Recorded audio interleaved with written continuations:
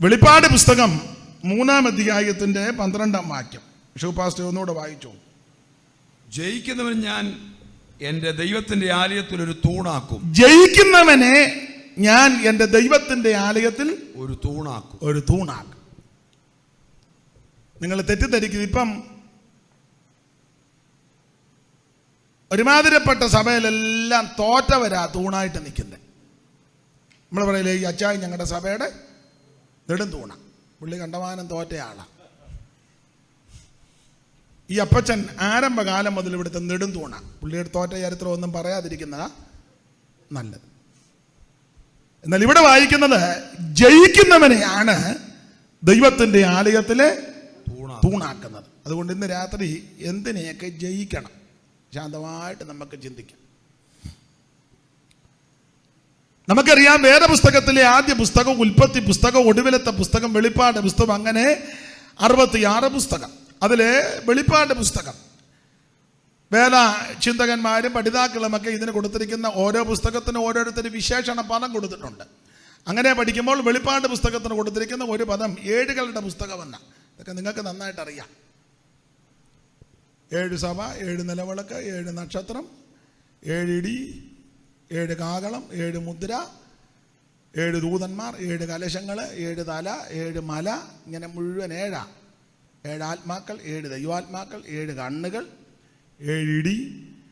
അപ്പം ഇങ്ങനെ 7കളുടെ ഒരു പട്ടിക ഈ പുസ്തകത്തിലുണ്ട്. 22 അധ്യായങ്ങളാണ് അധ്യായം തരംതിരിച്ചപ്പോൾ വെളിപ്പാട് പുസ്തകത്തിൽ.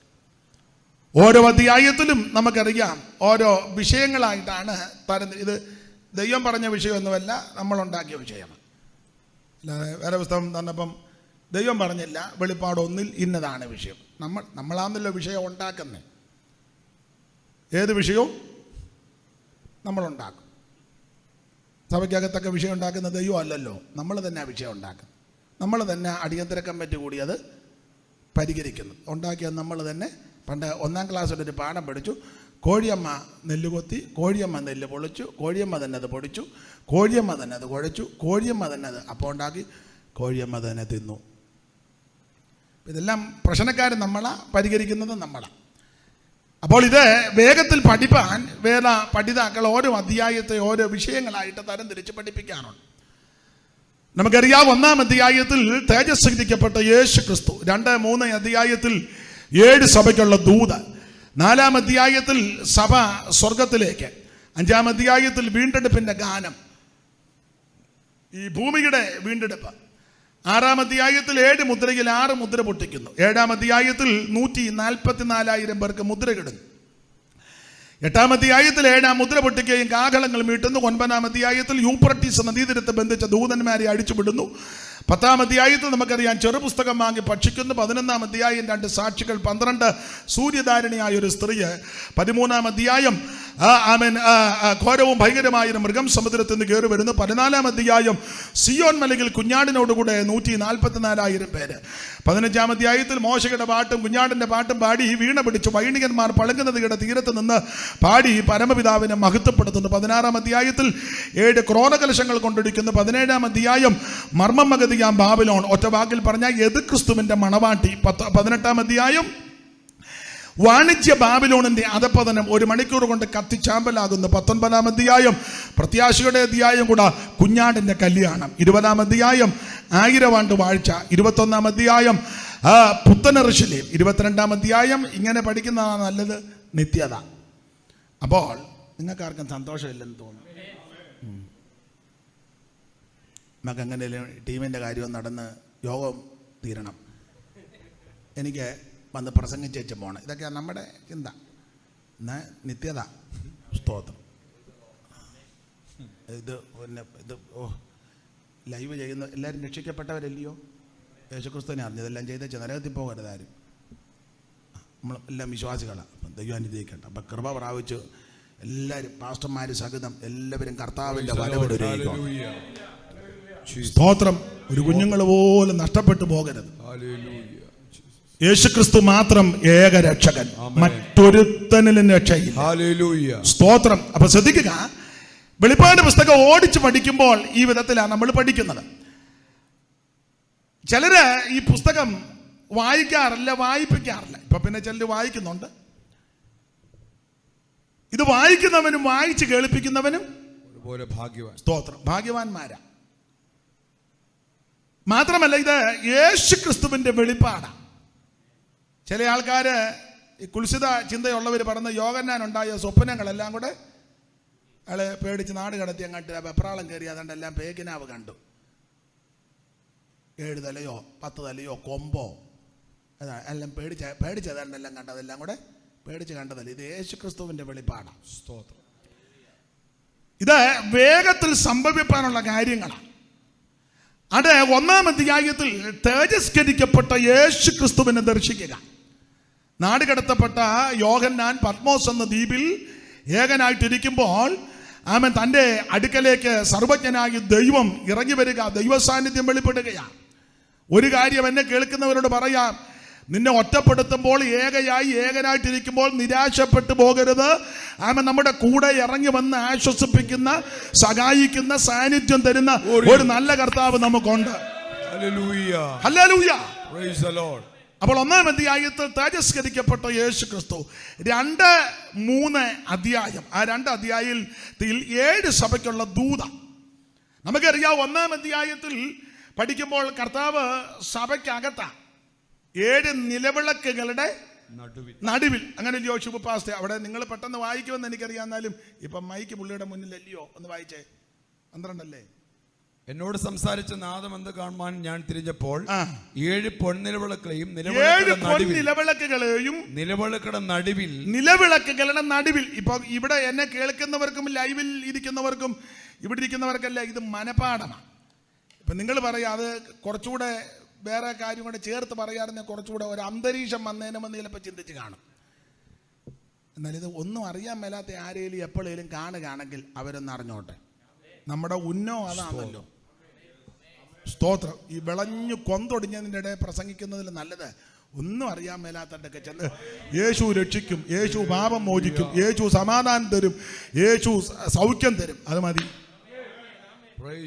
നമ്മുടെ ആൾക്കാർ ഇത് പോയിന്റ് വല്ലതും വിട്ടുപോകുന്നുണ്ടോ, ആ കൃത്യം പോയിന്റ് പറഞ്ഞിട്ടുണ്ടോ, അതിൻ്റെ മൂലഭാഷ അങ്ങനെ തന്നെയാണോ?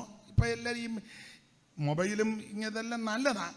ഇപ്പം ഒരു ബൈബിളിൽ തന്നെ ഒരു ഭാഗത്ത് ഇംഗ്ലീഷും ഒരു ഭാഗത്ത് മലയാളം. അത് തന്നെ ഇപ്പോൾ ഉപദേശമാർക്കും കുഴപ്പമായിട്ട് വന്നിരിക്കുക. ശരിക്കും പഠിക്കാതൊന്നും ഒക്കത്തില്ല. അതുകൊണ്ട് വലിയ വകുപ്പ് പറയുന്നതിലും നല്ലത് ലളിതമായിട്ട് എന്തെങ്കിലും പറഞ്ഞിട്ട് പെട്ടെന്ന് പോകുന്നതായിരിക്കും നല്ലത്. അപ്പം അതുകൊണ്ട് ഞാൻ വളരെ ലളിതമായിട്ട് ചില കാര്യം പറഞ്ഞേച്ച് പോകാം. സ്തോത്രം. അപ്പം ശ്രദ്ധിക്കുക, 1-ാം അധ്യായം പഠിക്കുമ്പോൾ യേശു ക്രിസ്തു സഭയുടെ നടുവിലാണ്, 7 നിലവിളക്കുകളുടെ നടുവിൽ. നിങ്ങൾ ശ്രദ്ധിച്ച്, എവിടെയും കർത്താവ് നടുക്കാ വരുന്ന, കിഴക്കല്ല. പണ്ട് നിങ്ങൾ ചിലരും എന്നെ ഇപ്പൊ കേൾക്കുന്ന ആരെങ്കിലും ഉണ്ട്, അവരുമൊക്കെ നമ്മൾ ചില വീടുകളിൽ ചെന്ന് സുവിശേഷം എല്ലാം പറഞ്ഞേച്ച് നമുക്കൊന്ന് പ്രാർത്ഥിക്കാം, പ്രാർത്ഥിച്ചാട്ടെ. നിനക്ക് ഇന്ന് രാത്രിയേലും വെളിവുണ്ടാകണം. അതിനായി പറയണത്. കിഴക്കോട്ട് നോക്കിയുള്ള ആരാധനയും പ്രാർത്ഥനയും സൂര്യാരാധനയാണ്. നമ്മുടേത് സൂര്യാരാധനയല്ല, ദൈവാരാധനയാണ്. അതുകൊണ്ട് യേശു ക്രിസ്തു നമ്മുടെ നടുക്ക. സ്തോത്രം. കർത്താവ് ചെന്നതും വന്നതും എല്ലാം നടുക്കല്ലേ. സ്തോത്രം. 12-ാമത്തെ ദിവസം പള്ളി ചെന്നപ്പോഴും നടുക്കായിരുന്നു. മൂല കയറി ഇരുന്ന കിഴക്കോട്ട് നോക്കിയിരിക്കുകയല്ലായിരുന്നു, നടുക്ക. മരണസമയത്തും 2 ദുഷ്പ്രവർത്തിക്കാരുടെ നടുക്ക. കർത്താവ് തന്നെ പറഞ്ഞു, 2 or 3 പേർ എന്റെ നാമത്തിൽ എവിടെ കൂടിയാലും ഞാൻ കിഴക്ക് വരാന്നല്ല, നടുക്ക്. നിഴലായിട്ടൊരു വാക്യം പഴയ നിയമത്തിലുണ്ട്, ഞാൻ അവരുടെ നടുവിൽ വസിക്കുവാൻ അവർ എനിക്കൊരു വിശുദ്ധ മന്ദിരം. ഇതെല്ലാം നടുക്ക. ഉയർത്തെഴുന്നേറ്റ് കഴിഞ്ഞും ശിഷ്യന്മാരും വട്ടമിരിക്കുമ്പോൾ അവരുടെ നടുക്ക. അവൻ നടുവില. ഇന്ന് രാത്രിയും അവൻ നമ്മുടെ നടുവിൽ. അതിലടച്ചിരിക്കെ മധ്യത്തിലെ ശുവന്നാജ്ഞ നൽകി, വാതിലടച്ചിരിക്കെ മധ്യത്തിലെ ശുവന്നാജ്ഞ നൽകി. അഞ്ചിടാതെ നിങ്ങൾ ധൈര്യമായിടുവിൻ, എന്നും ഞാൻ സ്വർലോകരാജൻ സ്വർലോകരാജൻ സ്വർലോകരാജൻ സ്വർലോകരാജൻ സ്വർലോകരാജൻ സ്വർലോകരാജൻ.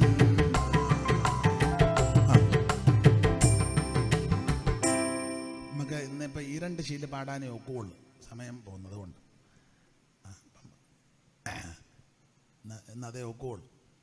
അപ്പോൾ അവിടുന്ന് എവിടെ ചെന്നോ അവിടെ എല്ലാം നടുവിലുണ്ട്. ഈ രാത്രിയിലും അവിടുന്ന് നമ്മുടെ നടുവിലുണ്ട്. മാറത്ത് പൊൻകച്ച കെട്ടിയവനായി ചുട്ടുപടിപ്പിച്ച വെള്ളോട്ടിന് സദൃശമുള്ള പാദമുള്ളവനായി 7 നക്ഷത്രം വലങ്കിൽ പിടിച്ചവനായി 7 പൊൻ നിലവിളക്കണ നടുവിൽ നിലയങ്ക് ധരിച്ച് നടകൊള്ളുന്ന നസറായൻ ഇന്ന് രാത്രി നമ്മുടെ നടുവിലുണ്ട്. ഒരുപക്ഷെ വീട്ടിൽ അപ്പനും അമ്മയും മക്കളും കൂടി ഇരുന്നായിരിക്കും ഈ ശുശ്രൂഷ കാണുന്നത്. നിങ്ങളുടെ നടുവിൽ അവൻ വന്നിട്ടുണ്ട്. ഒരുപക്ഷെ നീ മറ്റൊരു സ്ഥലത്ത് എല്ലാവരുടെ ചേർന്നിരുന്നായിരിക്കും മതി. അവിടുത്തെ നാമത്തിലാണോ അവൻ അവിടുത്തെ നടുവിലുണ്ട്. അപ്പോൾ ഇന്ന് രാത്രി കർത്താവ് നമ്മുടെ നടുവിലുണ്ട്, നമ്മൾ അനുഭവിച്ചുകൊണ്ടിരിക്കുക. അപ്പോൾ 1-ാം അധ്യായത്തിൽ അങ്ങനെ പഠിക്കുമ്പോൾ സഭയുടെ നടുക്ക യേശു സഭയുടെ നടുവിലുണ്ട്. 7 സഭയാ നമുക്കറിയാം. Ephesus, Smyrna, Pergamos, Thyatira, Sardis, Philadelphia, Laodicea. 7 സഭ. അപ്പോൾ 7 നിലവിളക്ക്, 7 സഭ, 7 നക്ഷത്രം, 7 ദൂതന്മാർ. അതാ 1-ാം അധ്യായത്തിന്റെ ഒടുവിൽ തന്നെ വ്യാഖ്യാനം കൊടുത്തിട്ടുണ്ട്. നമ്മൾ വ്യാഖ്യാനിക്കുകയും വേണ്ട. നമ്മളധികം വ്യാഖ്യാനിക്കാതിരിക്കുന്നതാ നല്ലത്. പരുവക്കേട. നമ്മുടെ വ്യാഖ്യാനമാ മഹോദരവത്തിന് മുമ്പ് സഭ പോവും. അപ്പം വേറൊരു കൂട്ടർ പറയുന്നു മഹോദരവത്തെ സഭ ഇവിടെ കാണും. അപ്പം വേറൊരു പുള്ളി എഴുന്നേറ്റു മഹോദരത്തിൻ്റെ പകുതി വരെ ഇവിടെ കാണും. അപ്പോൾ വേറൊരു കൂട്ടർ പറഞ്ഞു മഹോദരവും മുഴുവൻ ഇവിടെ സഭ കാണും. അപ്പം വേറൊരു കൂട്ടം വന്ന് മഹോദരം എന്ന് പറയുന്നതേ ഇല്ല. ഇന്നലെ എന്നോട് ഒരാൾ പറഞ്ഞു വെളിപ്പാട് 9 ഇപ്പം നടന്നുകൊണ്ടിരിക്കുക. വെളിപ്പാട് 9. ഞാൻ പറഞ്ഞത് യൂപ്രട്ടീസ് നദീരത്ത് ബന്ധിച്ച ദൂതനെ അതൊന്നും പറഞ്ഞ ഒക്കത്തില്ല, 9 നടന്നുകൊണ്ടിരിക്കുക. ഞാൻ പറഞ്ഞു സാരമായ കുഴപ്പമുണ്ടെന്ന് പറഞ്ഞു. നമ്മളധികം വ്യാഖ്യാനിക്കാതിരിക്കുന്നതാ നല്ലത്.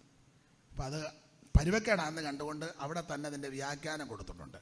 7 നിലവിളക്ക്, 7 സഭ, 7 നക്ഷത്രം, 7 ദൂതന്മാർ. അപ്പോൾ 1-ാം അധ്യായത്തിൽ സഭയുടെ നടുക്ക് കർത്താവുണ്ട്. അവിടെ നിന്ന് രാത്രി നടുവിലുണ്ട്. സഭയുടെ ആരംഭ സമയം ആ 2-ാം അധ്യായത്തിന്റെ 1 പഠിക്കുമ്പോൾ എഫെസോസ് സഭയോട് ദൂത് പറയുമ്പോൾ 1-ാം അധ്യായത്തിന്റെ 13, 12, 13, 14 വാക്യം പഠിക്കുമ്പോൾ നടുവിലുണ്ട്, നിലവിളക്കുകളുടെ നടുവിൽ. എന്നാൽ കുറെ കാലം കഴിഞ്ഞപ്പോൾ, സമയം കഴിഞ്ഞപ്പോൾ 1-ാമത്തെ സഭ എഫെസോസ് സഭ, ആ സഭയെ പറ്റി ദൂത് പറയുമ്പോൾ നടുവിൽ വെറുതെ നിൽക്കുകയല്ല, നടുവിൽ കൂടെ നടക്കുക. ആ 2-ന്റെ 1 വായിച്ച ശുഭാസ്മേ.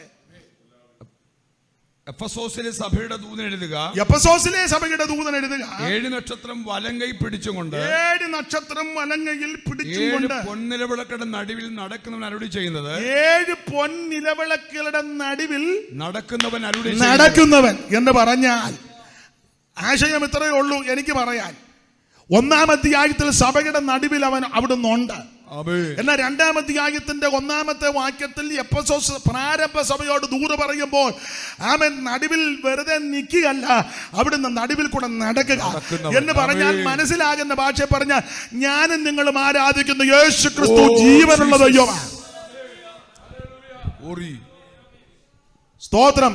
ഞാനും നിങ്ങളും ആരാധിക്കുന്ന യേശു ക്രിസ്തു ജീവനുള്ള ദൈവമാണ് എന്ന് പറഞ്ഞാൽ ബിൽഡിങ്ങിന്റെ മണ്ടയ്ക്കോ റോഡിന്റെ മുക്കിനോ ഓരോ 3 കൂടുന്ന കവലയ്ക്ക് എന്തുവാ സ്റ്റാച്ചു എന്നല്ലേ ഒരു ഇംഗ്ലീഷ് ഇരിക്കട്ടെ, കുഴിക്കാലേ വന്നതല്ലേ. പറ തെറ്റിയോ? പുള്ളി എന്നെ ഇടയ്ക്ക് ഞാൻ ഡൗട്ട് വരുമ്പോൾ ചോദിക്കും എങ്ങനെയാണ് പുള്ളി അത് കൃത്യം. അതുകൊണ്ട് എനിക്ക് ചിലയിടത്ത് രക്ഷപ്പെടാൻ ഒത്തിട്ടുണ്ട്. ഇനിയും പറഞ്ഞു തരണം. ഒരു ഇംഗ്ലീഷ് ഇരിക്കട്ടെ. എന്നാ നിങ്ങളുടെ ടീമിന്റെ ഒരു ഇംഗ്ലീഷ് പേരല്ലേ എന്തുവാ? മേഴ്സി. അങ്ങനെ മേഴ്സി തന്നെ ആര്? അപ്പം ഞാനും ഒരു ഇംഗ്ലീഷ് പറയാം, സ്റ്റാച്ചു. നിങ്ങൾ മേഴ്സി അല്ലേ? സ്റ്റാച്ചു ഇരിക്കാൻ. അപ്പൊ ശ്രദ്ധിക്കുക, 1-ാം അധ്യായത്തിൽ സഭയുടെ നടുക്ക് നിൽപ്പുണ്ട്. എന്നാൽ 2-ാം അധ്യായത്തിന്റെ പ്രാരംഭ വാക്യത്തിൽ വരുമ്പോൾ ആദ്യ സഭയാകുന്ന ആ സ്ഥലത്തെ ആദ്യത്തെ സഭയുടെ പേര് എഫെസോസ്. ആ സഭയുടെ നടുക്ക് വെറുതെ നിൽക്കുക, ഒരു സ്റ്റാച്ചു അല്ല, അവിടെ നടുവിൽ കൂടെ നടക്കുക. ഇന്ന് രാത്രി അവൻ നടുവിൽ കൂടെ നടന്നുകൊണ്ടിരിക്കുക. ഉൾപ്പൂവകളെ നിലവുകളെ ആരായുന്നുണ്ട്. നിന്റെ ചിന്തനങ്ങളും ഭാവങ്ങളും നന്നായിട്ട് വിവേചിക്കുന്നുണ്ട്. ഹൃദയത്തിലെ നിരൂപണം അറിഞ്ഞുകൊണ്ടിരിക്കുക. ഈ രാത്രിയും അവിടുന്ന് നമ്മുടെ നടുവിൽ നടകൊള്ളുന്നവനാ. എന്ന് പറഞ്ഞാൽ ഞാനും നിങ്ങളും ആരാധിക്കുന്ന യേശു ക്രിസ്തു ഒരു പ്രതിമയല്ലെന്ന്. ഒരു പ്രതിമയായും വണങ്ങരുത്. സ്തംഭമാകട്ടെ, സ്തൂപമാകട്ടെ, വിഗ്രഹമാകട്ടെ, ഒരു ബിംബമാകട്ടെ വണങ്ങരുത്, ഉണ്ടാക്കരുത്, നമസ്കരിക്കരുത്. പിന്നെ എങ്ങനെയാടാ പള്ളിയിൽ ഇതെല്ലാം വന്നേ? ഒന്നും പാടില്ല. ഈ രീതിയിൽ ആ പെന്തിക്കോസ് പോകുന്നെങ്കിൽ ഇനിയും പെന്തിക്കോസിലെ ഓരോരുടെ ബിംബവും മിക്കവാറും ഹോളിൽ കൊണ്ട് പ്രതിഷ്ഠിക്കാൻ സാധ്യത ഞാൻ കാണുന്നു. അപ്പച്ചനാണ് ഈ സഭ തുടങ്ങിയത്. അതുകൊണ്ട് അപ്പച്ചൻ്റെ അപ്പച്ചൻ്റെ ഫോട്ടോ നിന്റെ വീട്ടിൽ വെച്ചോണം, സഭാകോളി പാറ്റുകയല്ല. ഒരു രൂപം പോലും പാടില്ല. നിങ്ങൾ രൂപമൊന്നും കണ്ടിട്ടില്ലല്ലോ, അങ്ങനല്ലേ ചോദിച്ചത്? ഒരു രൂപം കണ്ടിട്ടില്ലല്ലോ. ദൈവത്തെ ആരും ഒരു നാളും ഒരു രൂപമാകട്ടെ, സദൃശമാകട്ടെ, സ്തംഭമാകട്ടെ, ബിംബമാകട്ടെ ഒന്നും പാടില്ല. ഞാൻ നിങ്ങളും ആരാധിക്കുന്ന യേശു ക്രിസ്തു ജീവനുള്ള ദൈവമാണ്. ഇന്ന് രാത്രി അവൻ നമ്മുടെ നടുവിൽ കൂടെ അവിടുന്ന് നടക്കുക. Praise the Lord. ഞാൻ വിവരിക്കുന്നില്ല, സമയത്തെ ഭയപ്പെടുന്നത് കൊണ്ടാണ്. അപ്പൊ ശ്രദ്ധിക്കുക, 1-ാം അധ്യായത്തിൽ സഭയുടെ നടുക്കുണ്ട്. 2-ാം അധ്യായത്തിൽ വന്നപ്പോൾ വെറും സ്റ്റാച്ചുവായിട്ട് നിൽക്കല്ല, നടുവിൽ കൂടെ നടക്കുക. ഇനി ഇടയ്ക്കത്തെ സഭയുടെ ചരിത്രം പറയാനൊക്കത്തില്ല, നേരമില്ലാത്തതുകൊണ്ടാണ്. ഒടുവിലത്തെ സഭാ ചരിത്രം പഠിക്കുമ്പം നടുക്കുമില്ല, നടുവിലുമില്ല, അവിടുന്ന് വെളിയില്ല. 5-6 സഭയായപ്പോൾ ഇവർ കമ്മിറ്റിയും കൗൺസിലും കൂടി യേശുവിനെ പുറത്താക്കിയെന്ന് ഞാൻ പറയത്തില്ല, യേശു അങ്ങ് പുറത്തായി. നമ്മളെ പുറത്താക്കുന്നതിലും നല്ലത് അതാ. ഈ മുടക്കുന്നതിലും നല്ലത് ആദ്യം ഞാൻ അങ്ങ് പോകുക എന്ന് പറയുന്നതായിരിക്കും. ഇപ്പം എല്ലാം അങ്ങ് മുടക്കല്ലേ. ഈ പുള്ളി ആ പുള്ളിയെ മുടക്കുന്നു, ആ പുള്ളി ഈ പുള്ളിയെ മുടക്കുന്നു. ഇവർ രണ്ടുകൂടെ ചേർന്ന് വേറൊരു പുള്ളിയെ മുടക്കുന്നു. യവനെയെല്ലാം ദൈവം എന്നേ മുടക്കിയിട്ടിരിക്കുക. ഞാൻ പറയുന്ന കാര്യം നിങ്ങൾക്ക് മനസ്സിലാകുന്നുണ്ടോ?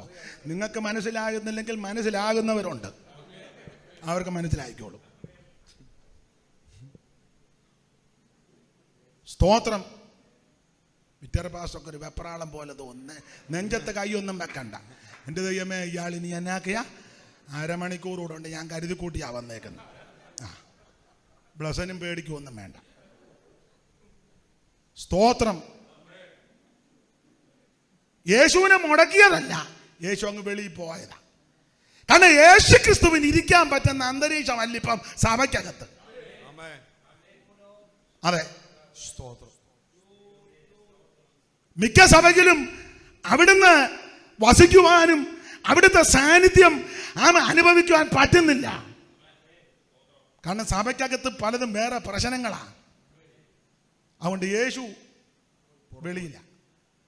പിന്നെ ഈ അകത്ത് കുറേ പേരുണ്ട്, നിങ്ങളെ യേശുവിന് ഇഷ്ടമാണ്. അതുകൊണ്ട് എന്നാൽ പിന്നെ ഒന്ന് ചെല്ലാന്ന് ഓർത്ത് വാതിൽക്ക നിന്ന് മുട്ടുന്നു. അന്നേരം സെക്രട്ടറി ചോദിച്ചു, ആരാ നിനക്ക് ഡിസ്റ്റർബ് ചെയ്യുന്നു? ബ്രദർ പോയി നോക്കിയാട്ട്. സെക്രട്ടറി പാസ്റ്ററുടെ ചേർന്നായിരിക്കുന്നത്. യേശു വെളിയില്ല. ട്രഷാർ ഇപ്പറ ഇരിക്കുക, യേശു വെളിയില്ല. പാസ്റ്റർക്ക് ശ്വാസം പോലും വിടാൻ മേല. നിങ്ങൾ രണ്ടുപേരെ ഇങ്ങനെ സൂക്ഷിച്ച് നോക്കുന്നേ. ഈ വെട്ടം അടിക്കുന്നതുകൊണ്ട് എനിക്ക് നിങ്ങളുടെ മുഖം അങ്ങോട്ട് തിട്ടം കാണാൻ മേല. കർത്താവ് വെളിയില്ല. വാതിൽക്കൽ നിന്ന് മുട്ടുക. സ്തോത്രം. എന്നെ കേൾക്കുന്ന പ്രിയരെ, ഇവിടെ പേരും പ്രശസ്തിയും സ്ഥാനവും മാനവും ഒന്നുമില്ലെങ്കിലും അവിടുത്തെ സാന്നിധ്യം നമ്മുടെ നടുവിലുണ്ടായിരിക്കണം. അവിടുന്ന് പുറത്തു പോകരുത്. അവിടുത്തെ സാന്നിധ്യം അനുഭവിച്ചുകൊണ്ട് വേണം ദൈവത്തെ ആരാധിക്കാൻ. ദൈവത്തിന്റെ മകൻ ഞാൻ ആ ഭാഗം അങ്ങനെ അങ്ങ് വിടുക. നമ്മൾ വായിച്ചത് ഫിലദൽഫിയ സഭയോടുള്ള ബന്ധത്തിലുള്ള ദൂത. ഞാൻ മറ്റു ഭാഗത്തേക്കൊന്നും പോകുന്നില്ല. അതിന്റെ 12-ാമത്തെ വാക്യത്തിൽ പറയുക, ജയിക്കുന്നവനെ ഞാൻ എൻ്റെ ദൈവത്തിന്റെ ആലയത്തിൽ ഒരു തൂണാക്കും. വെളിപ്പാട് പുസ്തകത്തിന്റെ ക്ലാസ് എടുത്തപ്പം കുരുളേച്ചൻ എന്നെ പഠിപ്പിച്ച ചില ഭാഗങ്ങളുണ്ട്. അതുകൂടെ ചേർത്താ ഞാൻ പറയാൻ. ഈ ഓരോ സഭയ്ക്കും കർത്താവ് ദൂത് അറിയിക്കുമ്പോൾ നിങ്ങൾക്ക് ആ ഭാഗം അറിയാം. സഭയോട് പൊതുവായ ചില തത്വങ്ങൾ അറിയിക്കാനുണ്ട്. പൊതുവായ തത്വം. അതിൽ ഒന്നാമത്തെ പൊതുവായ തത്വം, കർത്താവ് സഭയ്ക്ക് തന്നെ ഒന്ന് പരിചയപ്പെടുത്തും.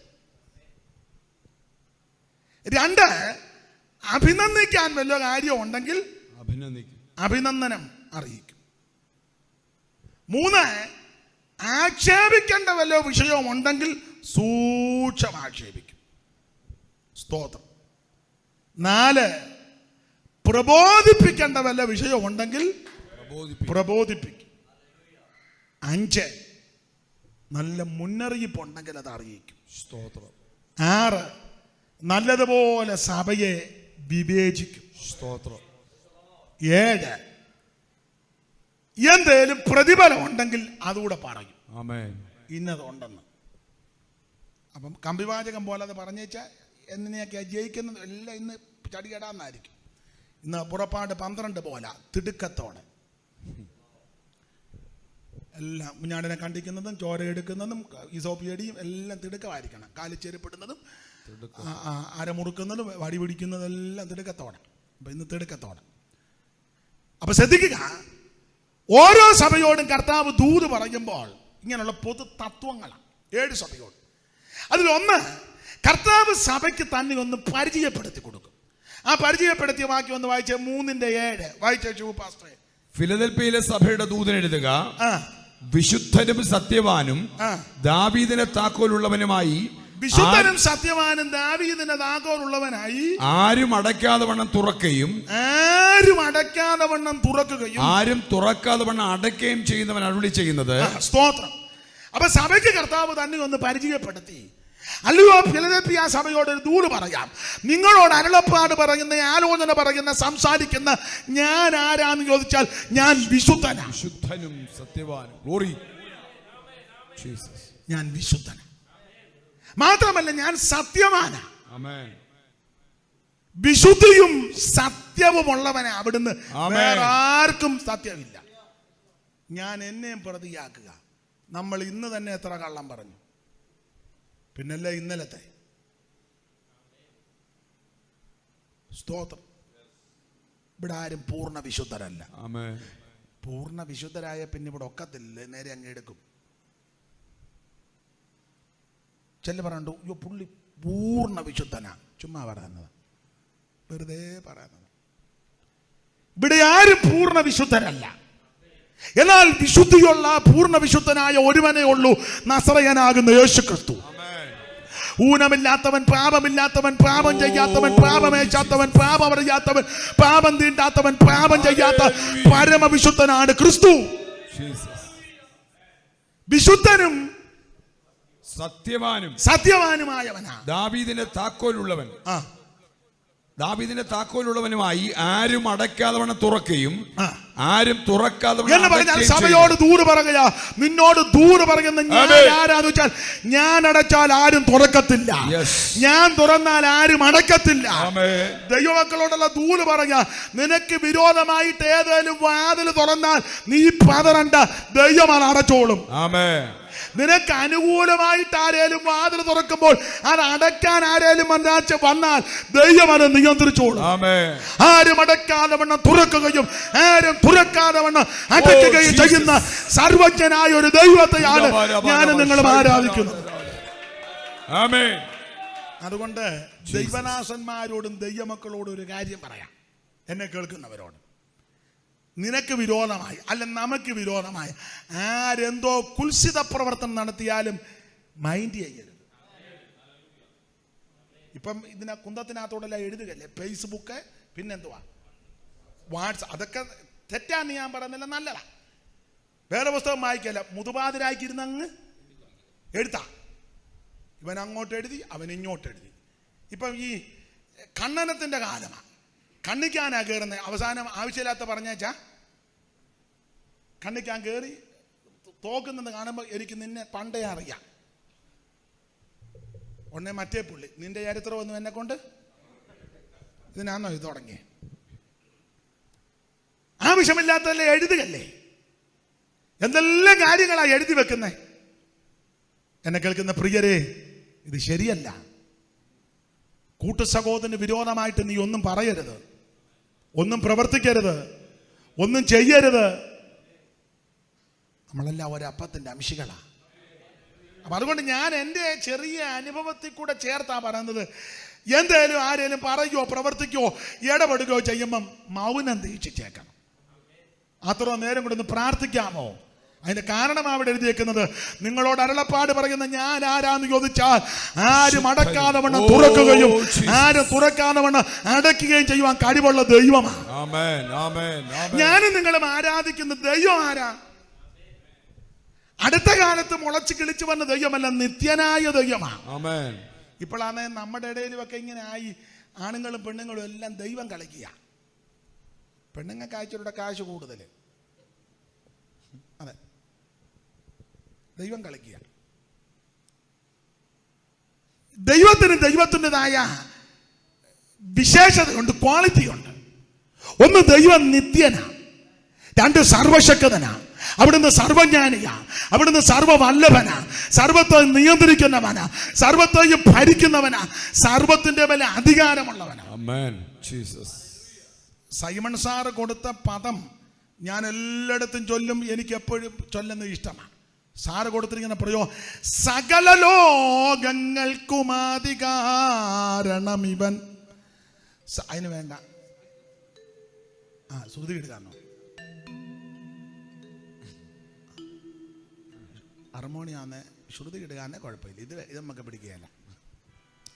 അതാ, സകല ലോകങ്ങൾക്കും അധികാരണം ഇവൻ, സകല ഭൂതങ്ങൾക്കും ആകാരപ്രദനിവൻ, സകല ദേവവൃന്ദ വാന്തിത പദാംബുജൻ, സകല നിഷ്കലത്വം പേറുന്ന പെരിയവൻ, ആഗമകാരന്മാരിലാദമൻ, മോചതും സർവാഗമ പൊരുളാഗമിപ്പരാജഗതിക്ക് ഏലെന്നോരപ്രിയമാം നാമമോദിയത് മൂലവസ്തുവാനാഥൻ ഉപദേശിച്ചിതല്ലോ.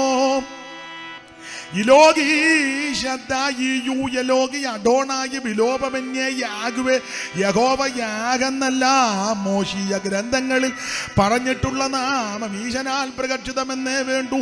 ഗൂഢവിഗ്രഹനായിട്ടെങ്കിലും വർത്തിക്കലും കൂടസ്ഥൻ നിജാശയൻ ആത്മാവെന്നിവ രണ്ടും കാലാനുസാരം പ്രകടീകരിച്ചിടും. പുഷ്പകാലത്ത് കളകണ്ഠം കളകൂചിതം പോലെ അല്ലായെങ്കിൽ അതീശനെ മാനുഷരറികന്നാൽ ഇവൻ അഗാധസ്ഥിതനല്ലോ. പ്രപഞ്ചത്തിന്റെ മൂലകന്ധത്തെ കണ്ടെത്തുവാൻ പ്രപഞ്ചവാസികൾക്ക് കഴിവില്ലായ മൂലം സീയമാം മകത്തത്വ ബോധനം നടത്തുവാൻ ഈ ഉലകെങ്കിൽ ദൈവം അയപ്പു നിജാത്മാന നേരമില്ല. അതുകൊണ്ടാണ് സകല ലോകങ്ങൾക്കും അധികാരണം ഇവൻ.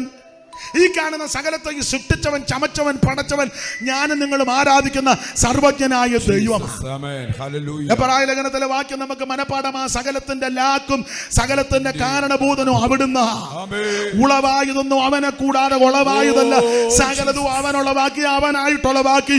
അതുകൊണ്ട് ഞാനും നിങ്ങളും ആരാധിക്കുന്ന ദൈവം നിത്യനായ ദൈവമാണ്, സർവജ്ഞനായ ദൈവമാണ്, സർവശക്തനായ ദൈവമാണ്. നിരാശപ്പെട്ടു പോകരുത്. സഭയോട് ദൂത് പറയുക, നിന്നോട് അരുളപ്പാട് പറയുന്ന ഞാൻ ആരാന്ന് ചോദിച്ചാൽ ആരും അടക്കാലവണ്ണം തുറക്കുകയും ആരും തുറക്കാലവണ്ണം അടയ്ക്കുകയും ചെയ്യുന്നവനാ ഞാൻ.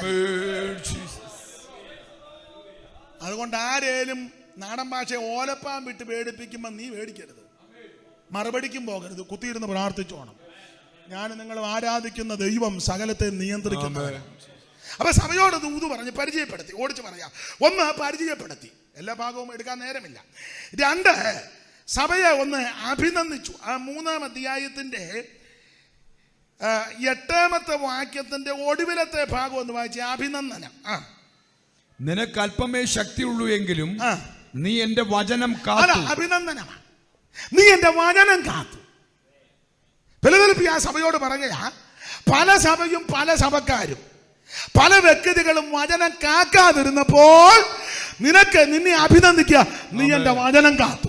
സ്തോത്രം. എന്റെ കൂട്ടുവേലക്കാരോട് ഞാൻ പറയാ, വചനത്തെ നാം കാത്താൽ നമ്മെ ദൈവം കാക്കും. ആമേൻ ജീസസ്. ഉപദേശത്തിനൊന്നും അയവ് വരുത്തരുത്. നമ്മൾ ബന്ധിക്കോസാ. ആ, കമ്മലും മാലയിട്ടൊരു അമ്മാമ്മ വന്ന്, അമ്മാമ്മ ഇച്ചിരി കനവുള്ള അമ്മാമ്മയാ, കനത്തിൽ തന്നെ ഇരുന്നോട്ടെ, നമ്മൾ ഒന്നും പറഞ്ഞില്ലല്ലോ. പെന്തിക്കോസിന്റെ ഒരു ഉപദേശ ശൈലിയുണ്ട്. ആമേൻ. ആ, അത് കനവുള്ളവനൊക്കെ ഒരു ഭാഷയുണ്ടത് പറയുന്നത് മോശമാ, എന്നാലും കുഴിക്കാലെ പറയാതിരിക്കാനൊക്കത്തില്ല. സായിപ്പിനെ കാണുമ്പം ആ നിങ്ങൾക്കറിയാം, നിങ്ങൾ ഡാഷ് പൂരിപ്പിച്ചോ, ചുമ്മാ ഇരിക്കല്ലേ.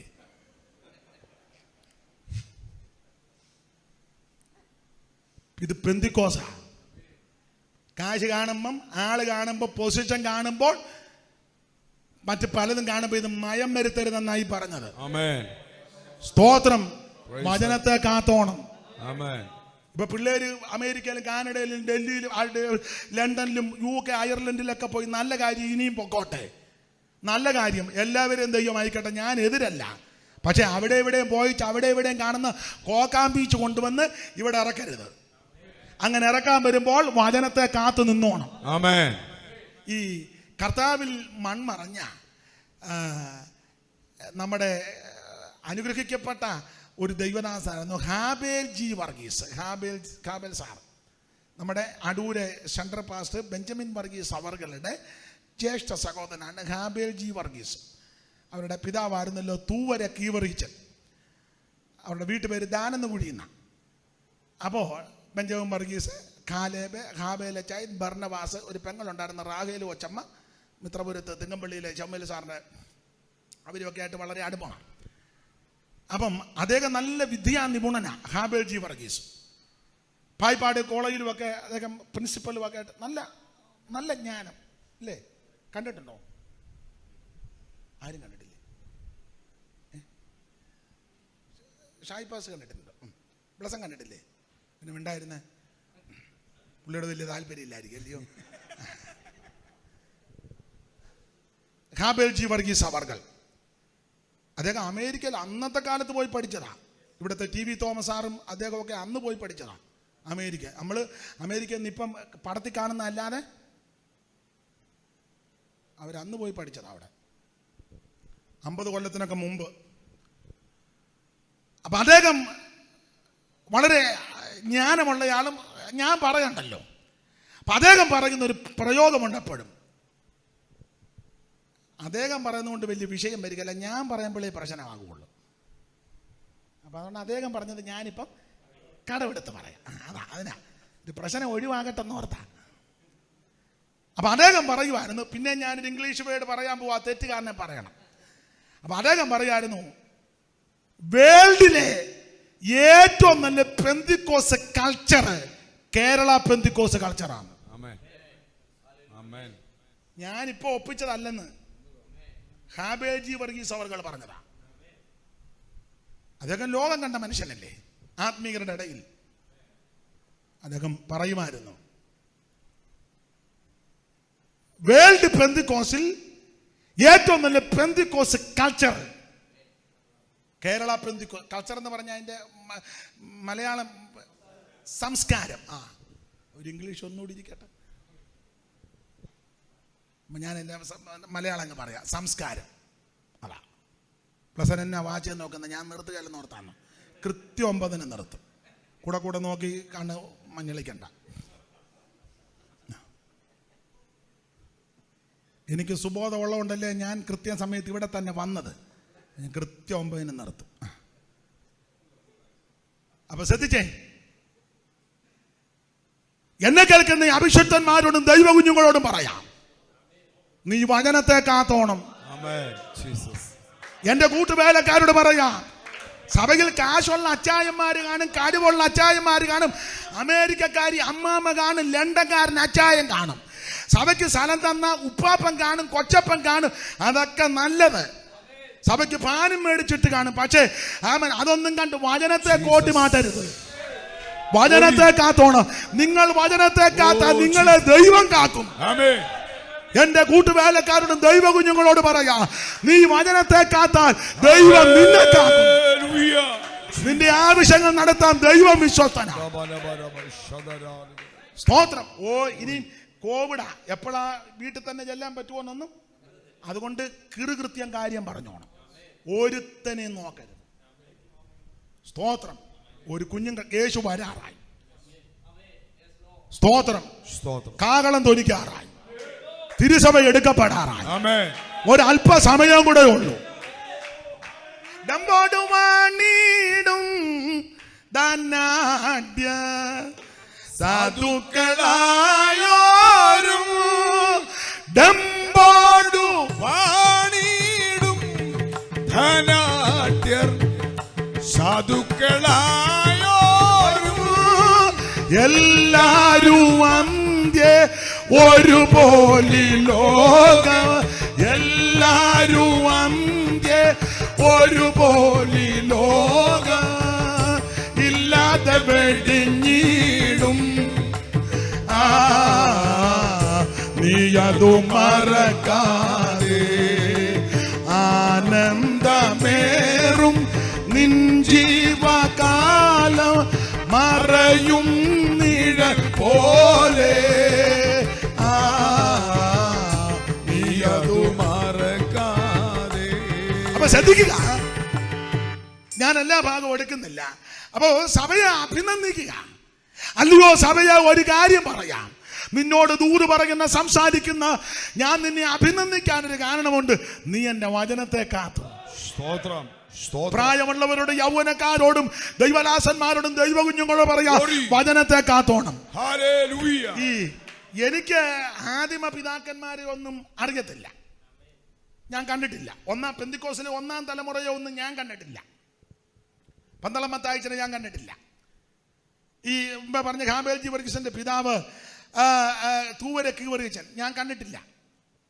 പരുത്തിപ്പാറ ഉമ്മച്ചൻ, ആ ഏരിയയിലുള്ള അറ്റമുടി ഉമ്മച്ചൻ, പരുത്തിപ്പാറ ഉമ്മച്ചൻ വരെ ഞാൻ കണ്ടിട്ടില്ല. ബഹുമാനപ്പെട്ട കെയ്യപ്രകാം സാറപ്പച്ചനെ ഞാൻ കണ്ടിട്ടില്ല. CK ദാനിയേൽ അവരുടെ കണ്ടിട്ടില്ല. അപ്പോൾ 1-ാം തലമുറയിൽ പെന്തിക്കോസിൽ കേരളത്തിലെ പെന്തിക്കോസുകാരെ ഞാൻ, എന്നാൽ 2-ാം തലമുറക്കാരെ പലരെയും കണ്ടിട്ടുണ്ട്. പലരുമായിട്ട് ഇപ്പോഴും ജീവിച്ചിരിക്കുന്നവർ പലരുമായിട്ട് നല്ല ആത്മീക ബന്ധവുമുണ്ട്. അപ്പൊ ഈ 2-ാം തലമുറക്കാർ പറഞ്ഞുള്ള അറിവും 1-ാം തലമുറക്കാരുടെ അനുഭവവും 2-ാം തലമുറയിൽപ്പെട്ട ചിലരുടെ ജീവിതവും ഒക്കെ കണ്ട് അവര് ഈ വചനം കാക്കാൻ ഒത്തിരി വില കൊടുത്തതാണ്. അതെ, കല്യാണ പന്തലിൽ നിന്ന് എഴുന്നേപ്പിച്ച് വിട്ടിട്ടുണ്ട് ചിലരെ. അന്നൊക്കെ ഇലയാന്നല്ലോ, ഇലയിട്ട് ഇല കഴിക്കാൻ പറ്റുന്ന ഇല വലിച്ചു, പാട്ട കൊട്ടി കളിയാക്കി, ചാണകവെള്ളം ഒത്തിരി. ഞാൻ 1-2 സൂചന തന്നേ ഉള്ളൂ. അവരെല്ലാം പക്ഷെ വചനം കാത്തു. അവരൊക്കെ വചനം കാത്തത് കൊണ്ടാ 2-ാം തലമുറ 3-ാം തലമുറ ഇപ്പോഴത്തെ കൊച്ചുമക്കളും കൊച്ചു മക്കളുമൊക്കെ ഇങ്ങനെ പെരുവരിലേ നടക്കുന്നത്. അല്ല, നിന്റെ ഗുണം കൊണ്ടൊന്നും അല്ല. സ്തോത്രം. നിന്റെ ഗുണം ഇപ്പം മൈക്ക് കൂടെ പറയാതിരിക്കുന്നതാ നല്ലത്. അതെ, വചനം കാക്കുന്നവന് ദൈവം കാക്കും. അവന്റെ സന്തതിയെ ദൈവം കാക്കും. അവന്റെ കുടുംബത്തെ ദൈവം കാക്കും. ഇനി അല്പസമയമേ ഉള്ളൂ. എന്നെ കേൾക്കുന്ന പ്രിയരെ, വചനത്തെ കാത്ത് വിശ്വസ്തയോടെ നിന്നാൽ നിനക്കും നിന്റെ കുടുംബത്തിനും അനുഗ്രഹമാണ്. ഞാൻ ദീർഘമാക്കുന്നില്ല. അപ്പോൾ 1 പരിചയപ്പെടുത്തി, 2 അഭിനന്ദനം. അഭിനന്ദിച്ചതാണ് എന്റെ വചനം കാത്തു. 3-ാമത്തത് ആക്ഷേപങ്ങളാണ്. ആ 8-ാമത്തെ വാക്യത്തെ തന്നെ ആക്ഷേപമായിട്ടൊരു കാര്യം ഓർപ്പിച്ചിട്ടുണ്ട്. 8-ാം വാക്യം ഒന്ന് വായിച്ചേ. 3:8. ഞാൻ നിന്റെ പ്രവൃത്തി അറിയുന്നു. ഞാൻ നിന്റെ പ്രവൃത്തി അറിയുന്നു.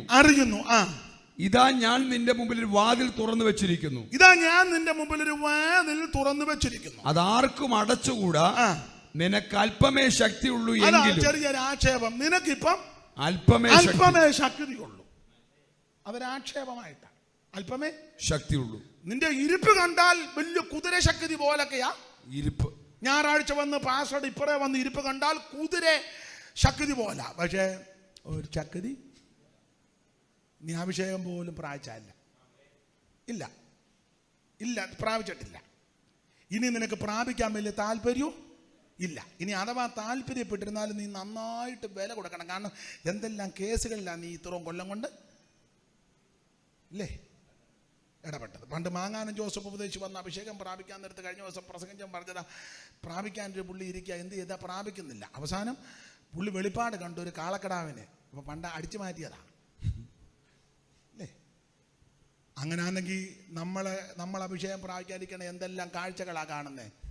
ബൗച്ചർ കീറിയത് തന്നെ, സഭാപണ്ട് മോട്ടിച്ചത് വേറെ, ലെറ്റർ എഴുതിയത് വേറെ. മുമ്പേ പറഞ്ഞില്ല മുടക്ക് എന്തെല്ലാമാ. സ്തോത്രം, ഞാൻ വിവരിക്കുന്നില്ല. എന്നെ കേൾക്കുന്ന പ്രിയരെ, നിനക്ക് അല്പമേ ശക്തിയുള്ളൂ. ഉണ്ടോ? ഒരു ചെറിയ ആക്ഷേപമാണ്. പക്ഷെ ഈ ആക്ഷേപം കേട്ട് ഉടക്കുണ്ടാക്കി പോകരുത്. നീ വിനയപ്പെട്ടോണം, ആമേൻ. സമ്മതിക്കണം. കർത്താവേ, എനിക്ക് അല്പമേ ശക്തിയുള്ളൂ. പല വിഷയത്തിൽ ഇടപെട്ട് പല കാര്യത്തിനകപ്പെട്ട് നീ എന്നെ പകർന്ന ദൈവശക്തി ചോർന്ന്. പക്ഷെ ഇന്ന് രാത്രി ഞാൻ മടങ്ങി വരികയാ. നിന്റെ ആത്മാവിന്റെ ഇരട്ടി പങ്ക് എന്നെ മേത്രാണ്. എലീശ പറഞ്ഞതുപോലെ പറ, നിന്നെ വിട്ട് പിരിയാൻ എന്നോട് പറയരുത്. ആമൻ. നിന്റെ ആത്മാവിന്റെ ഇരട്ടി പങ്ക് പ്രാപിച്ചല്ലാതെ ഞാൻ പുറകോട്ട് പോകത്തില്ല. ഗിൽഗാൽ എനിക്ക് വിഷയമല്ല, ബേഥേൽ എനിക്ക് വിഷയമല്ല. ഞാൻ നിന്റെ പുറകെ വരും. Hallelujah, hallelujah. ഞാൻ നിങ്ങൾ ഒന്നും സമ്മതിക്കത്തില്ല. ജീസസ്. അല്പമേ ശക്തി ഉണ്ടെന്ന് പറഞ്ഞാൽ സമ്മതിക്കത്തില്ല. ഞങ്ങളുടെ ഒരു അമ്മ ഇരുന്ന് ഉറങ്ങുക. അപ്പം വീഡിയോ എടുത്ത ആൾ പറഞ്ഞ്, അമ്മേ ഉറങ്ങരുത്. ഓ, ഞാൻ വെളിപ്പാടുകൾ കണ്ടുകൊണ്ടിരിക്കുക. തള്ളകുത്തിയിരുന്ന് ഉറങ്ങുക. എങ്ങനെയുണ്ട്? സമ്മതിക്കുകയല്ല. എന്നാൽ നിങ്ങൾ വേറെ പുസ്തകം പഠിക്കുമ്പോൾ ഈ ദാവീദ് പാപം ചെയ്തു, നമുക്കറിയാം ആ വിഷയം. കൽപ്പനാലംഘനം നടത്തി. പക്ഷെ നാഥാൻ വന്ന് പറഞ്ഞപ്പോൾ അനുദപിച്ചു. എനിക്ക് വേറൊരു വിഷയം, പുള്ളിയോട് ഒരു ബഹുമാനം. ഒരിക്കൽ അദ്ദേഹം പറഞ്ഞു, ഞാൻ രാജാഭിഷേകം പ്രാപിച്ചവനാ, പക്ഷെ ഇന്ന് ഞാൻ ബലഹീനനാ. നിങ്ങൾ ആ വാക്യം ഒന്ന് വായിച്ചേ. ശമൂവേലിന്റെ 2-ാം പുസ്തകം 3-ാം അധ്യായത്തിന്റെ 10-ാം വാക്യം അല്ലയോ? ഒന്ന് വായിച്ചേ. അബ്നേര് മരിച്ചപ്പം ദാവീദ് പറഞ്ഞൊരു പദമാ ആ ഭാഗം. ഒന്ന് വായിച്ചേ ഷൂപാസ്റ്റേ, ചടേന്ന് വായിര്. ശമൂവേലിന്റെ 2-ാം പുസ്തകം 3:10 അല്ലേ? യഹോവ ദാവീദിനോട് സത്യം ചെയ്ത പോലെ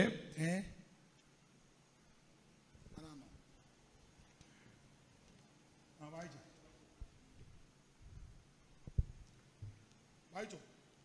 ഞാൻ രാജാഭിഷേകം പ്രാപിച്ചവൻ എങ്കിലും ഇന്ന് ഞാൻ ബലഹീന. ആ 3-ാം അധ്യായത്തിന്റെ അതിന്റെ 38-39 വാക്യം ഒന്ന് വായിച്ചേ. ഇന്ന് ഇസ്രായേലിൽ ഒരു പ്രഭുവും മഹാനുമായവൻ ദാവീദ് പറഞ്ഞ പദമാ. ഇന്ന് രാജാഭിഷേകം ഇസ്രായേലിൽ ഒരു പ്രഭുവും മഹാനുമായവൻ പട്ടുപോയത് നിങ്ങൾ അറിയുന്നില്ലയോ? ഞാൻ രാജാഭിഷേകം പ്രാപിച്ചവൻ എങ്കിലും ഇന്ന് ബലഹീനനാകും. ഇന്ന് ബലഹീന. സമ്മതിച്ചു. ഞാൻ രാജാഭിഷേകം പ്രാപിച്ചവനാ, പക്ഷെ ഇന്ന് ഞാൻ സമ്മതിക്കണം. ലംഘനം മറച്ചു വെക്കുന്നവന് ശുഭം വരികയില്ല, എന്നാൽ ഏറ്റു പറയുന്നവർക്ക് കരുണ ലഭിക്കും. അപ്പൊ ഇവിടെ ആക്ഷേപമായിട്ട് പറഞ്ഞു, നിനക്ക് അല്പമേ ശക്തിയുള്ളൂ. അന്നേരം ഉടക്കുണ്ടാക്കരുത്. സമ്മതിക്കണം. അത് സമ്മതിച്ച് അനുദപിച്ചാൽ ദൈവശക്തിയാൽ വീണ്ടും ദൈവം. ഞാനിനി ബാക്കി ഭാഗം അത് പരിചയപ്പെടുത്തലും അഭിനന്ദനവും ആക്ഷേപവും ഇനി പ്രബോധനവും മുന്നറിയിപ്പും വിവേചനവും പ്രതിഫലവും പറയേണ്ടതാ. അതിന് സമയമെടുക്കുന്നില്ല. ഇനി ഒരല്പസമയമുണ്ട്. അതുകൊണ്ട് നമ്മൾ ആ കുറുവാക്യം ജയിക്കുന്ന വിഷയമാണല്ലോ. ജയിക്കുന്നവനെ ഞാൻ എൻ്റെ ദൈവത്തിൻ്റെ ആലയത്തിൽ തൂണാക്കും. എന്തിനെയൊക്കെ ജയിക്കണം? 7 സഭയോടുള്ള ബന്ധത്തിൽ 7 കൂട്ടം കാര്യം ജയിക്കണം. 1, കള്ളയപ്പോസ്തലന്മാരെ കണ്ടുപിടിച്ച് ജയിക്കണം. 2-ാം അധ്യായത്തിന്റെ 2-3 വാക്യം വായിച്ചേ. പെട്ടെന്ന് ഞാൻ നിന്റെ പ്രവൃത്തിയും പ്രയത്നവും സഹിഷ്ണുതയും കൊള്ളരാത്തവരെ നിനക്ക് സഹിച്ചുകൂടാത്തതും അപ്പോസ്തലന്മാരല്ലാതിരിക്കെ തങ്ങൾ അപ്പോസ്തലന്മാരെന്ന് പറയുന്നവരെ നീ പരീക്ഷിച്ച് കള്ളന്മാരെന്ന്. അപ്പോൾ എന്തിനൊക്കെ ജയിക്കണം? ഒന്ന്, കള്ളയപ്പോസ്തലന്മാരെ കണ്ടുപിടിച്ച് ജയിക്കണം. സ്തോത്രം. എല്ലാരും ഒന്നും അപ്പോസ്തോലനല്ല. ഒരിടയ്ക്ക് ഇപ്പൊ പിന്നെ കൺവെൻഷൻ ഒന്നും അധികം നടത്താത്തതുകൊണ്ട് ഒരിടയ്ക്ക് നോട്ടീസ് മുഴുവൻ അങ്ങ് അപ്പോസ്തോലന്മാരാ. അപ്പോസ്തോലൻ പുസ്തകക്രമം പോലും അറിയാൻ മേല അപ്പോസ്തോലൻ. 66 പുസ്തകം ഒന്ന് അപ്പോസ്തോലൻ പറയാൻ പറഞ്ഞ അടുത്ത ആഴ്ച പറയാന്ന് പറയും. അതാണ് അപ്പോസ്തോലൻ. കള്ളയപ്പോസ്തലന്മാരെ കണ്ടുപിടിക്കണം. അപ്പോസ്തലന്റെ ലക്ഷണമുണ്ട് അടയാളങ്ങളാലും അത്ഭുതങ്ങളാലും വെളിപ്പെടുക. അപ്പോസ്തലൻ ഉപദേശപരമായ വിഷയത്തിൽ ഗ്രാഹ്യമുള്ള ആളായിരിക്കണം. വാക്യങ്ങൾ എടുപ്പിക്കുന്നില്ല. അപ്പോസ്തലൻ സഭയിൽ അഭിപ്രായ വ്യത്യാസം വന്നാൽ 2 കഷണമാക്കുകയല്ല. നിങ്ങൾ എത്ര കുടുംബമുണ്ട്? ഞങ്ങൾ 12 കുടുംബം. ഒരു കാര്യം ചെയ്യും, തങ്കച്ചാൻ്റെ വീട്ടിലോട്ട് 4 മണിക്ക് തുടങ്ങി ആരാധന, ഞാൻ 3:30 ആകുമ്പോൾ വന്ന് ഉദ്ഘാടനം ചെയ്യും. നിങ്ങൾ എത്ര പേരുണ്ട്? ഞങ്ങൾ 18 വീട്ടുകാരുണ്ട്. പഴയതാ, നിങ്ങൾ ഇവിടെ തന്നെ ഇരുന്നാൽ മതി, ഞാൻ രാവിലെ വരും. 2 കഷണമാക്കുകയല്ല അപ്പോസ്തലൻ. പ്രശ്നങ്ങൾ പറഞ്ഞ് പരിഹരിച്ച് സഭയെ ഒന്നാക്കണം. ആമേൻ. അനാപ്പോസ്തലിക ശുശ്രൂഷ. ആദിമസഭ യവനായ സ്ത്രീകളും എബ്രായ സ്ത്രീകളും പ്രശ്നമുണ്ടാക്കിയപ്പോൾ പ്രശ്നം രൂക്ഷമായി അപ്പോസ്തലന്റെ അടുക്ക വന്നു. എൻ്റെ ശൈലി പറയുക, പെണ്ണുങ്ങൾ കമ്മിറ്റി കൂടി ബില്ല് പാസ്സാക്കി. അങ്ങനെ പെണ്ണുങ്ങൾ കമ്മിറ്റി കയറുന്ന പെണ്ണുങ്ങളുണ്ട്.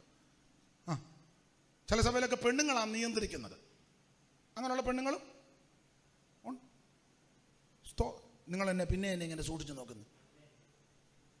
സാക്ഷി പറയുമ്പോൾ അമ്മാമ്മയാണ് ഒടുവി സാക്ഷി പറയുന്നത്.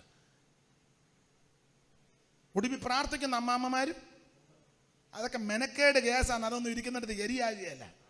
പിന്നെ ഉപദേശം എന്തിനാണ് അവിടെ ഇരിക്കുന്നത്? ഉപദേശം ഇങ്ങനെ സ്റ്റാമ്പ് എടുത്തിങ്ങനെ അങ്ങനെയുള്ളിടത്ത് ഇരിക്കാതിരിക്കുന്നതാ. എന്തിനിങ്ങനെ ചുമ്മാ? സഭയിൽ ഭിന്നാഭിപ്രായങ്ങൾ വരും. അപ്പൊ യവനായ സ്ത്രീകൾ എബ്രായ സ്ത്രീകൾ ഒരു അഭിപ്രായ വ്യത്യാസം, പ്രശ്നം വഷളായി. എൻ്റെ ശൈലി പറയുക, സ്ത്രീകൾ കമ്മിറ്റി കൂടി ബില്ല് പാസ്സാക്കിയിട്ട് പത്രോസിനോട് പറഞ്ഞു, പിന്നെ ചില പ്രശ്നമാണ്, ഞങ്ങൾ ഇന്നലെ കമ്മിറ്റി കൂടി ബില്ല് പാസ്സാക്കി, ഇപ്പം വിളമ്പുന്നവരാരും വിളമ്പണ്ട, ഇനി പീറ്റർ അച്ചാൻ അടുത്ത ആഴ്ച മുതൽ. അപ്പം പീറ്റർ പറഞ്ഞതേ എൻ്റെ ഭാഷയെ പറയാം, അമ്മാമ്മേ അഭിപ്രായം നല്ലതാ, പക്ഷെ വേല മനസ്സിരിക്കട്ടെ. ദൈവവചനം ഉപേക്ഷിച്ച് മേശമേൽ ശുശ്രൂഷിക്കുന്നത് ഞങ്ങൾക്ക് എന്ന് പറഞ്ഞ അപ്പോസ്തലന്മാർക്ക് വിഹിതമല്ല. അതുകൊണ്ട് നിങ്ങളുടെ ഇടയിൽ നിന്ന് ജ്ഞാനവും നല്ല സാക്ഷ്യവും പരിശുദ്ധാത്മ നിറവുള്ള 7 പേരെ തിരഞ്ഞെടുക്കട്ടെ. അവർ മേശമേൽ ശുശ്രൂഷിക്കട്ടെ. അടുത്ത പ്രയോഗം, ഞങ്ങളോ അപ്പോസ്തലന്മാർ, ഞങ്ങളോ പ്രാർത്ഥനയിലും വചന ശുശ്രൂഷയിലും ഉത്തിരിക്കും. ഇത് അപ്പോസ്തലിക ശുശ്രൂഷ. ഇങ്ങനെയുള്ള അപ്പോസ്തലന്മാരെ മനസ്സിലാക്കണം. അല്ലാത്ത അപ്പോസ്തലനെ കള്ളന്മാരെ കണ്ടുപിടിച്ച് ജയിച്ചോണം, ഇല്ല നീ വെട്ടിനകത്താകും. പഴമക്കാർ പറയും, വെളുത്തതെല്ലാം പാലല്ല, മിന്നുന്നതല്ല പൊന്നല്ല. അപ്പോൾ എന്തിനാ ജയിക്കണം? കള്ളയപ്പോസ്തലന്മാരെ കണ്ടുപിടിച്ച് ജയിച്ചോണം. ടീമിലുള്ളവരോടും പറയാം, സ്തോത്രം, കള്ളയപ്പോസ്തലന്മാരെ കണ്ടുപിടിക്കണം. നമുക്ക് പെട്ടെന്നൊന്നും അറിയത്തില്ല, പെട്ടെന്നൊന്നും പിടികിട്ടുകയല്ല. ആട്ടെ, ഞാൻ ആ ഭാഗത്തേക്ക് ഒന്നും പോകുന്നില്ല. നന്നായിട്ട് വിവേചിച്ചോണം. സ്തോത്രം. അപ്പൊ ഒന്ന്, കള്ളയപ്പോസ്തലന്മാരെ കണ്ടുപിടിച്ച് ജയിക്കണം. 2, ദൂഷണം പറയുന്ന ആൾക്കാരുണ്ട്, സാത്താന്റെ പള്ളിക്കാർ. ഇവരുടെ തൊഴിൽ ദൂഷണം പറച്ചില്ല. 2-ാം അധ്യായത്തിന്റെ 9-ാമത്തെ വാക്യം വായിച്ചേ. ഞാൻ നിന്റെ കഷ്ടതയും ദാരിദ്ര്യവും ധനവാനാകുന്നു താനും തങ്ങൾ യഹൂദരെന്ന് പറയുന്നെങ്കിലും, തങ്ങൾ യഹൂദരെന്ന് പറയുന്നു എങ്കിലും യഹൂദരല്ല, സാത്താന്റെ പള്ളിക്കാരുടെ ദൂഷണം. അപ്പോൾ ഞാൻ ഇങ്ങനെ പറയുന്നത്, ഒന്ന്, കള്ളയപ്പോസ്തലന്മാരെ കണ്ടുപിടിച്ച് ജയിക്കണം. ജയിക്കുന്നവനെ ആ തൂണാക്കുന്നത്. 2, സാത്താന്റെ പള്ളിക്കാരുണ്ട്, അവരുടെ പരിപാടി ദൂഷണം പറച്ചില്ല. നമ്മൾ ഓർക്കുന്ന സാത്താന്റെ പള്ളിക്കാരൊന്നും അവരെ അല്ല, ഇതിനകത്തുണ്ട്. അവർക്ക് മെമ്പർഷിപ്പ് വരെ ഉണ്ട്. അവർ കർത്തൃമേശ എടുക്കുന്നുണ്ട്. അവരായിരിക്കും അപ്പം എടുത്തോണ്ട് ചിലപ്പോൾ അങ്ങോട്ട് ചെല്ലുന്നത്. ചില സഭയിലൊക്കെ അങ്ങനെ, ചില അപ്പത്തിന് അവരെ പ്രാർത്ഥിക്കാവൂ. സങ്കീർത്തനം പുള്ളിക്ക് മാത്രം കൊടുക്കാവുള്ളൂ. ഏത് സഭായത്തിനും പുള്ളിക്ക് ഒരു 10 മിനിറ്റ് തമ്പുരാൻ പറഞ്ഞ എല്ലാവരും ഇപ്പം വീട്ടിൽ ഇരുന്നാൽ മതി, ഇനി സഭയിലോട്ട്. പിടിവാശിക്കാരുണ്ടേ. ചിലക്ക് ആശീർവാദം അവർ തന്നെ ആയിരിക്കണം, വേറെ ആർക്കും. പണ്ട് ഞങ്ങൾ ഒരു യോഗത്തിന് പോയപ്പോൾ ആശീർവാദം ഒരാൾക്ക് കൊടുക്കാനിരുന്നപ്പോൾ അതിലും സീനിയർ ഒരാൾ വന്നപ്പോൾ പുള്ളിക്ക് അങ്ങ് കൊടുത്തു. അത് ന്യായം. മറ്റേ പുള്ളിക്ക് ഇഷ്ടപ്പെട്ടില്ല. നടന്ന കാര്യമാണ്. ഞാൻ അന്നുണ്ട് യോഗത്തിന്.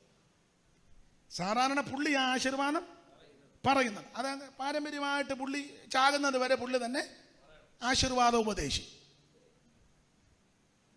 അപ്പം അന്ന് എതിർച്ചയാ. അദ്ദേഹത്തിലും സീനിയറായ ഒരു ദൈവദാസൻ വന്നു. അപ്പോൾ ആ നടത്തിപ്പുകാരൻ ഉപദേശി അദ്ദേഹത്തിന് കൊടുത്തു. അതൊരു ന്യായമല്ലേ? അത് ഈ ആശീർവാദക്കാരന് ഇഷ്ടപ്പെട്ടില്ല. അപ്പം ഈ പുള്ളി പിതാവായ ദൈവത്തിൻ്റെ സ്നേഹം, ഏകജാന പുത്രൻ്റെ കൃപ, പരിശുദ്ധാത്മാവിൻ്റെ കൂട്ടായ്മ, സംസർഗം നമ്മോടും പ്രാർത്ഥിച്ച വിഷയത്തോടും ശുശ്രൂഷിച്ചവരോടും സകല വിശുദ്ധന്മാരോടും കൂടെ ഉണ്ടായിരിക്കുമാറാകട്ടെ. പറഞ്ഞങ്ങോട്ട് നിർത്തിയപ്പോൾ മറ്റേ പുള്ളി നമ്മുടെ കർത്താവാകുന്ന യേശു ക്രിസ്തു മുഖാന്തരം അങ്ങനോട് പറഞ്ഞതുപോലുമല്ല. കണ്ടോ ഓരോരോ മെനകേടുകൾ. അത് മിക്ക സ്ഥലങ്ങളിലും ഉണ്ട്. നിങ്ങൾ വല്ലവരും ഇങ്ങനത്തെ കണ്ടിട്ടുണ്ട്? ഞാനിപ്പം ഉണ്ടല്ലയോ? എവിടാ? ഞാൻ കോട്ടയം സൈഡിലാണ് കണ്ടേ, ബാംഗ്ലൂർ. അപ്പം ആരും പെട്ടെന്ന് അങ്ങോട്ട് ചെല്ലുകയല്ലോ. മെനകേടുകൾ ഒത്തിരി ഉണ്ട്. സ്തോത്രം. അപ്പൊ ശ്രദ്ധിക്കേണ്ട കാര്യം, ഒന്ന്, കള്ളയപ്പോസ്തലന്മാരെ കണ്ടുപിടിച്ച് ജയിക്കണം. 2, സാത്താന്റെ പള്ളിക്കാർ അവരുടെ പരിപാടി ദൂഷണം പറച്ചില്ല.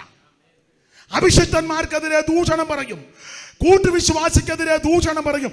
ഒരു സംഘടനയിലാണ് നിൽക്കുന്നത്, അങ്ങോട്ടും ഇങ്ങോട്ടും ചെളിവാരി അറിയാം. അവര് സാത്താന്റെ പള്ളിക്കാരാ. IPC ഇല്ല, അങ്ങോട്ടും ഇങ്ങോട്ടും ചെളിവാരി അറിയാം. അസംബ്ലി സോഡില്ല, അങ്ങോട്ടും ഇങ്ങോട്ടും ചെളിവാരി അറിയാം. ഷാരോനില്ല, പക്ഷെ അങ്ങോട്ടും ഇങ്ങോട്ടും ചെളിവാരി. ചർച്ച കോഡില്ല, അങ്ങോട്ടും ഇങ്ങോട്ടും. പ്രബലമായ സഭകളുടെ പേര് പറഞ്ഞതേ ഉള്ളൂ, ഉടക്കുണ്ടാക്കാനൊന്നും അല്ല. അത് തെറ്റാ, അത് ശരിയല്ല. ഒരപ്പത്തിന്റെ അംശികളാ, ഒരു ശരീരത്തിന്റെ അവയവമാ. നിന്റെ കൂടെ വർക്ക് ചെയ്യുന്ന പ്രവർത്തിക്കുന്ന ബലഹീനത വന്നാൽ, പോരായ്മ വന്നാൽ എഴുതി കുത്തി ദൂഷണം പറയല്ല, അമ്മ അച്ചടിച്ചു വിടുകല്ല. അമ്മ ഇപ്പോൾ ഞാൻ ലൈവിലുണ്ട്, ഞാനിപ്പോൾ ലൈവിൽ വരും. പോടാ, അവൻ ലൈവ് വരുമെന്ന്. അവൻ ലൈവ് വന്നാ എന്നെ ആകാശം ഇടിഞ്ഞു വീഴുവോ? ഞാനിപ്പോ ലൈവിൽ അല്ല, ഞാൻ വാനിൽ വരുന്നെന്ന് ഇവൻ പറയുന്നില്ലല്ലോ. കുറച്ച് കഴിഞ്ഞാൽ അതുകൂടെ പറയാം, ഞാൻ വാനിൽ വരും. അപ്പോഴേ മനസ്സിലായി അവൻ മറ്റവനാന്ന്. എന്നെ കേൾക്കുന്ന സഹോദരി സഹോദരന്മാരെ, ദൈവസ്നേഹത്തിൽ പറയാം, അങ്ങോട്ടും ഇങ്ങോട്ടും ചെളിവാരി എറിയരുത്. കൂട്ടുവേലക്കാർക്ക് ദോഷം ഒപ്പിക്കരുത്. നീ ആക്ഷേപങ്ങൾ എഴുതരുത്, അപമാനം പറയരുത്. ഒരു ബലഹീനത വന്നാൽ ആത്മീകരാകുന്ന നിങ്ങൾ സൗമ്യതയുടെ ആത്മാവിൽ അവനെ നേടണം. ഇതാ നമ്മുടെ പ്രമാണം. ദൂഷണം പറയരുത്. ഇങ്ങനെ ദൂഷണം പറയുമ്പോൾ അതിനെ ജയിക്കണം. KN ജോണച്ചായൻ പണ്ട് മുളക്കുട സഭയിൽ എൻ്റെ ഒരു സഹോദരനുമായിട്ട് സഭായുദ്ധത്തിന് ചെന്നപ്പോൾ അടിസ്ഥാന വേദോപദേശം പറഞ്ഞുകൊണ്ടിരുന്നപ്പോൾ ഒടുവിലത്തെ കാര്യം പറയാൻ, പ്രാർത്ഥന എന്ന വിഷയം പറയാൻ അങ്ങോട്ട് വാക്യം വായിപ്പിച്ചു. അപ്പോൾ നിർത്തി. അതാരാ വെളി വർത്താനം പറയാനേ?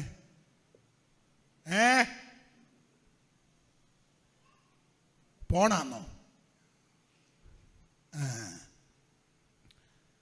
അപ്പൊ ശ്രദ്ധിച്ചേ, അദ്ദേഹം പ്രാർത്ഥന എന്ന വിഷയം പറയാൻ നേരത്തെ കറണ്ട് പോയി. ഉടനെ അദ്ദേഹം പറഞ്ഞു, പ്രാർത്ഥന എന്ന വിഷയം പറയുവാൻ കേരള ഗവൺമെന്റ് എന്നെ അനുവദിക്കുന്നില്ല. അപ്പൊ ഞാൻ അവരോട് തന്നെ കറണ്ട് പോയി. അതുകൊണ്ട് ഒന്ന്, കള്ളയപ്പോസ്തലന്മാരെ കണ്ടുപിടിച്ച് ജയിക്കണം. 2, ദൂഷണങ്ങൾ പറയുമ്പോൾ അതിനെ ജയിക്കണം. ഇനി ഒരു 4-5 കൂട്ടം ജയിക്കുന്ന വിഷയം പറയണം, അതിന് സമയം അനുവദിക്കുന്നില്ല. ബിലയാമിൻ്റെ ഉപദേശത്തെ ജയിക്കണം, നിക്കലോവിയ ഉപദേശത്തെ ജയിക്കണം, ഇസബേലിൻ്റെ ശക്തിയെ ജയിക്കണം, സാത്താൻ്റെ ആഴത്തെ ജയിക്കണം. യഹൂദന്മാരല്ലാതിരിക്കെ യഹൂദന്മാരുടെ കളവായി പറയുന്ന അവരെ ജയിക്കണം. അതിപ്പോൾ പറയുന്നില്ല. ഇനി നമ്മുടെ മേഴ്സിയുടെ യോഗം വല്ലതും ഉണ്ടെങ്കിൽ എന്നെ വിളിക്കുകയാണ്. മേഴ്സിയെന്നല്ലേ? എന്തോ മേഴ്സിയ ഗേറ്റ് ഓഫ് മേഴ്സി, മേഴ്സിയുടെ യോഗം വല്ലതും വരികയാണെങ്കിൽ എന്നെ വിളിക്കുക, അന്നേരം നമുക്ക് ബാക്കി ജയിക്കാം. ഇന്ന് രാത്രി ഗുണമാകാനാന്ന ഈ 2 വിഷയത്തിൽ ജയിക്കേ, കള്ളയപ്പോസ്തലന്മാരെ കണ്ടുപിടിച്ച് ജയിക്കേ, ദൂഷണം ഇടുന്നതെല്ലാം അങ്ങ് നിർത്ത്. കർത്താവ് വരാറായി, യേശു വരാറായി, കാഹളം ധ്വനിക്കാറായി, തിരുസഭ എടുക്കപ്പെടാറായി. പ്രത്യാശയോടെ കരങ്ങൾ ഉയർത്തി ദൈവത്തെ സ്തുതിച്ചാട്ടെ.